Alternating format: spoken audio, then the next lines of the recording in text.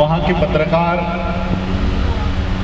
बाबा साहब अम्बेडकर जी से मिले और बाबा साहब से पूछा कि बाबा साहब, आपने 1935 में घोषणा की कि मैं हिंदू परिवार में जन्म मेरा हुआ, ये मेरे हाथ में नहीं था, ये मेरे बस में नहीं था, लेकिन मैं हिंदू मरूंगा नहीं। ये 1935 में आपने घोषणा की और 1956 में आप बौद्ध धर्म को अपना रहे हो, तो इतना देर, इतनी अवधि अपने बौद्ध धर्म को अपनाने के लिए क्यों लगाई? ये सवाल उन पत्रकारों ने बाबा साहब से पूछा।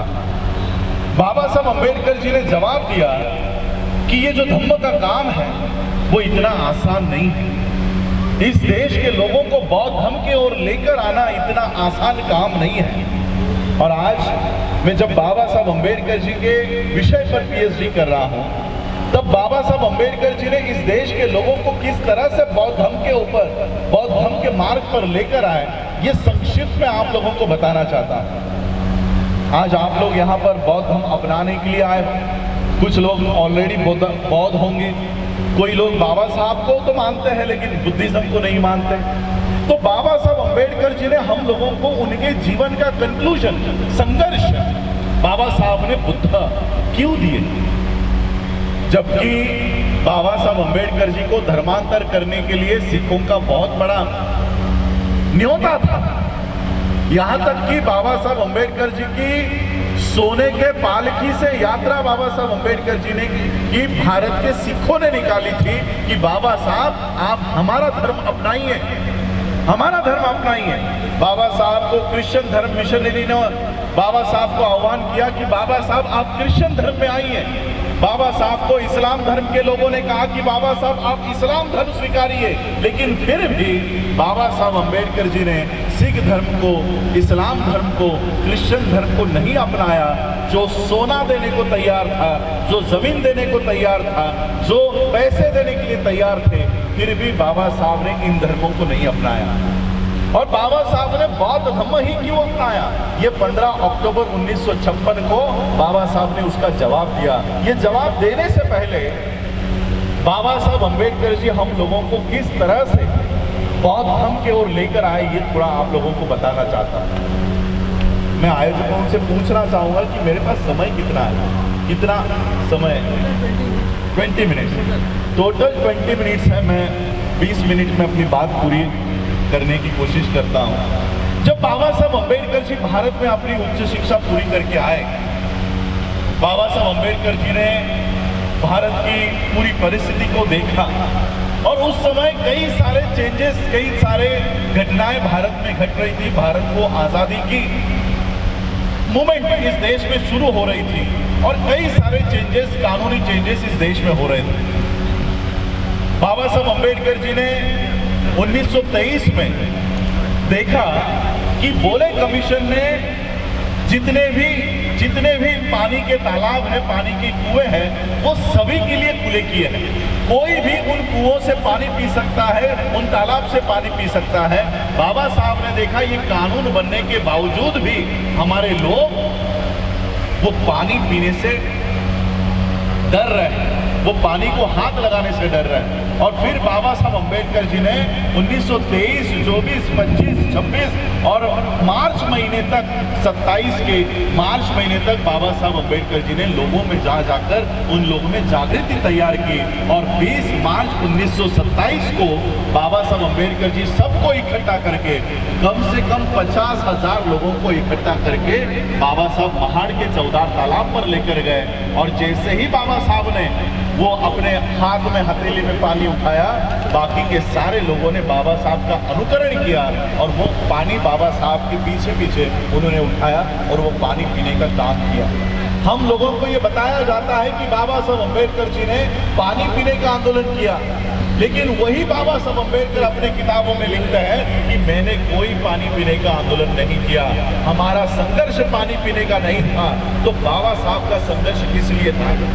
बाबा साहब ने जो घोषणा पहाड़ के चौदार तालाब से की, बाबा साहब ने कहा कि जागृति का अग्नि हमेशा जलाए रखना, इसे बुझने नहीं देना। बाबा साहब ने एक जागृति निर्माण की। क्या जागृति निर्माण की? कि अगर एक कुत्ता उस तालाब से पानी पी सकता है अगर कोई जानवर उस तालाब से पानी पी सकता है तो हम इंसान हैं, हम इंसानों को भी वो अधिकार मिलना चाहिए।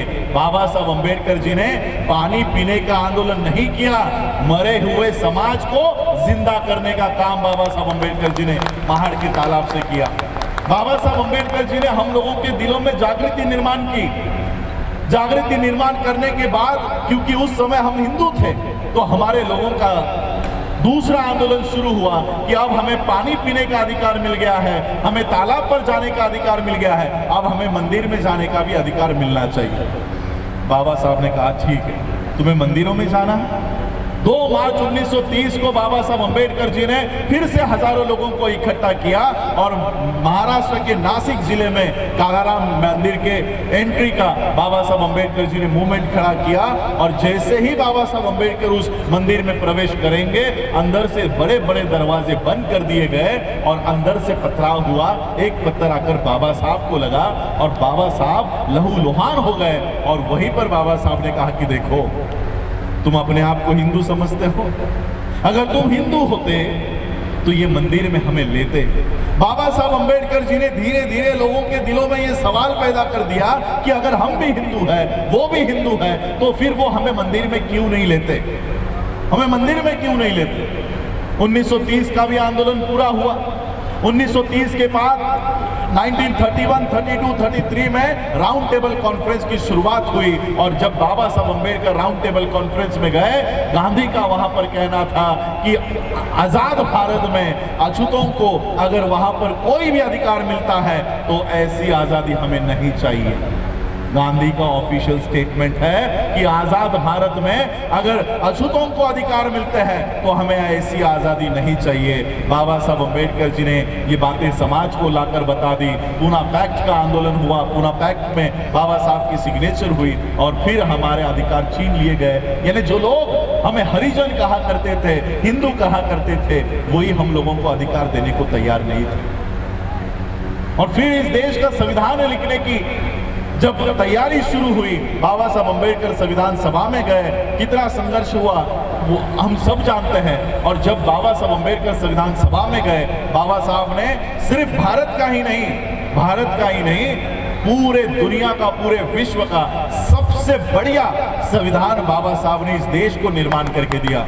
और मैं इसलिए नहीं कह रहा हूं कि मैं बाबा साहब का वंशज हूं या बाबा साहब के परिवार से हूं, ये बात वर्ल्ड के लोग एक्सेप्ट करते हैं। इससे पहले यूनाइटेड स्टेट्स के जो प्रेसिडेंट हुआ करते थे, उन्होंने बाबा साहब अंबेडकर जी के संविधान के बारे में कहा कि बाबा साहब अंबेडकर अगर हमारे देश में पैदा होते तो हम सूरज का नाम बदलकर उसे अंबेडकर कर देते। इतनी बाबा साहब अंबेडकर जी की आज संविधान को लेकर पूरी दुनिया बाबा साहब की तारीफ करती है। लेकिन वही बाबा साहब अंबेडकर इस देश को संविधान देते हुए कहते हैं कि ये संविधान कितना ही बढ़िया क्यों ना हो, कितना ही अच्छा क्यों ना हो, इसको चलाने वाले लोग अगर गलत है तो संविधान किसी काम का नहीं।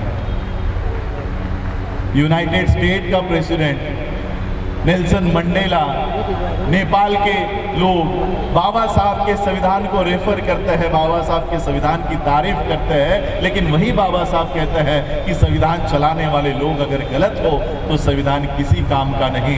बाबा साहब को पता चल चुका था कि संविधान मैंने सबसे बढ़िया बनाया है, लेकिन जिनके हाथों में दे रहा हूं वो नालायक है, वो देश को संविधान पर नहीं चलाएंगे, देश को संविधान पर नहीं चलाएंगे। बाबा साहब अंबेडकर जी को पूछा गया, बाबा साहब अंबेडकर जी के ऊपर आरोप लगाया जाता है कि बाबा साहब अंबेडकर जी ने भारत का संविधान फ्रेंच रिवॉल्यूशन से, फ्रांस से उठाया है, वहां से कॉपी किया है। बाबा साहब को यह सवाल पूछा गया, बाबा साहब ने कहा मैंने भारत का संविधान किसी फ्रेंच रिवॉल्यूशन से नहीं उठाया, मैंने भारत का संविधान बुद्ध के अनुसार तैयार किया है, बुद्ध के संदेश पर, बुद्ध के धम्म के अनुसार तैयार किया है। इसका प्रियम्बल कभी पढ़ लो।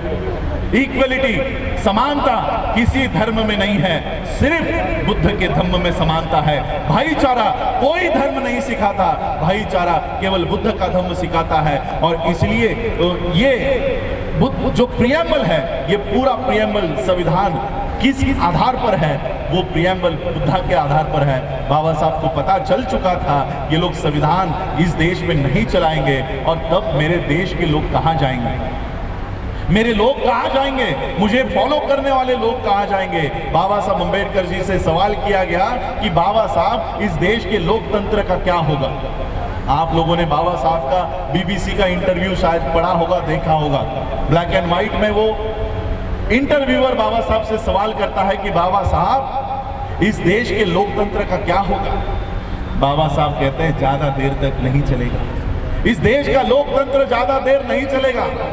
फिर वो इंटरव्यूअर मुलाकात लेने वाला बाबा साहब से पूछता है कि बाबा साहब ऐसे हालात में आपके लोगों का क्या होगा, आपके लोग कहां जाएंगे। बाबा साहब ने कहा कि हमें पर्यायी व्यवस्था खड़ी करनी होगी, अल्टरनेट व्यवस्था खड़ी करनी होगी। और बाबा साहब ने केवल अल्टरनेट व्यवस्था खड़ी करनी होगी इतनी बात नहीं रखी, बाबा साहब ने वो अल्टरनेट व्यवस्था खड़ी की और फिर बाबा साहब अंबेडकर जी का महापरिनिर्वाण हुआ। वो अल्टरनेट व्यवस्था क्या है, बाबा साहब को पता था एक दिन इस देश में ऐसा आएगा जब इस देश का संविधान हमारे लिए इस्तेमाल में लाना बंद किया जाएगा, इस देश के संविधान में लिखा हुआ रिजर्वेशन खत्म किया जाएगा, एजुकेशन खत्म किया जाएगा। तब मेरे देश के लोग, मेरे अनुयायी कहां जाएंगे। और इसलिए बाबा साहब अंबेडकर जी की स्वास्थ्य भी ठीक नहीं था। 1956 में बाबा साहब ने बौद्ध धर्म की दीक्षा लेने का निर्णय ले लिया। बाबा साहब के कार्यकर्ताओं ने बाबा साहब से कहा कि बाबा साहब अगले साल इलेक्शंस है, अगर आप आज बौद्ध धर्म की दीक्षा लेते हो तो 1957 में आपको हिंदुओं के वोट नहीं मिलेंगे। आप आपका दीक्षा का कार्यक्रम एक साल रोकिए, उसके बाद बौद्ध धर्म की दीक्षा लीजिए। बाबा साहब ने कहा तुम लोगों में से कोई भी अगर मेरे साथ नहीं आया, मुझे किसी की जरूरत नहीं है, मैं अकेला जाकर बुद्ध की शरण में जाऊंगा, मैं अकेला जाऊंगा। और फिर बाबा साहब अंबेडकर जी ने अशोका विजयादशमी 14 अक्टूबर 1956 को बौद्ध धर्म की दीक्षा ली। उस दीक्षा के पीछे एक संदेश है कि इस देश का संविधान अगर आपके मदद के लिए, आपके सहायता के लिए इस्तेमाल में नहीं लाया जाता तो ये बुद्ध आपकी रक्षा करेगा, ये बुद्ध आपके पीछे खड़ा हो जाएगा, डट कर खड़ा होगा। हम आज भी बाबा साहब के आदेश कर और संदेश को हम जान नहीं पाए। आज भी जैसे हमारे भंडारी साहब ने कहा, हमारे बुद्धिस्ट सोसाइटी ऑफ इंडिया के दिल्ली स्टेट प्रेसिडेंट है, हमारे लोगों की चिंता क्या है, बौद्ध धर्म अपना लिया तो हमारा रिजर्वेशन चला जाएगा, हमें रिजर्वेशन नहीं मिलेगा। इस डर से हमारे लोग बुद्धिज्म की ओर नहीं जा रहे। आज मैं श्रामणेर बना हूं, मैं इसलिए बना हूं क्योंकि आज से 1 महीना मैं वर्ल्ड टूर पर हूं।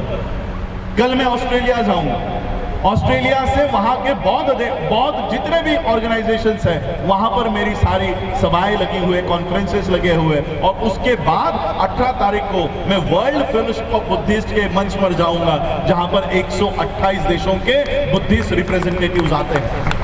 और वहां पर जाकर भारत के बौद्धों की असली परिस्थिति क्या है वो वहां के बौद्ध देशों को बताऊंगा, और वो बौद्ध देशों का समर्थन भारत के बौद्धों के पीछे खड़ा करने का काम करूंगा।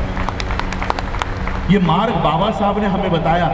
जब बाबा साहब अंबेडकर जी ने बौद्ध धर्म की दीक्षा ली तब बाबा साहब ने कहा कि अब घर में बहुत हो गया, अब घर में बहुत हो गया, भारत में बहुत हो गया, अब भारत के बाहर जाकर दिखाओ और वहां से अपने अधिकार प्राप्त करो। बाबा साहब हमको इस वर्ल्ड से जोड़ कर गए, विश्व से, बौद्ध विश्व से जोड़ कर गए, लेकिन हम वहां पर जाने के लिए तैयार नहीं। हम लोग चमार, वाल्मीकि, जाटव, इस तरह से जातियों में लगे पड़े हैं। मुझे बताओ, आपके यहाँ का दिल्ली का चमार, आपके यहाँ का उत्तर प्रदेश का चमार क्या महाराष्ट्र में पाया जाता है? नहीं है। वहां पर चांभार बोलते हैं, और वो भी पूरी तरह से हिंदुइज्म है। कम से कम यहाँ के चमार अम्बेडकराइट्स तो है। क्या यहाँ का दिल्ली का वाल्मीकि महाराष्ट्र में, पंजाब में तो मिल जाएंगे? क्या वो आंध्र में मिलेंगे? क्या वो तमिलनाडु में मिलेंगे? नहीं। महार हो, चमार हो, वाल्मीकि हो, जाटव हो, इस टाइटल को लेकर अगर आप चलोगे, आप आपके स्टेट के बाहर भी जाने नहीं जाओगे, आपके स्टेट के बाहर भी। लेकिन बुद्धिस्ट आइडेंटिटी लेकर चलोगे, पूरा विश्व आपका स्वागत करने तैयार होगा कि मेरे भारत के बुद्ध के धरती से मेरे लोग आए।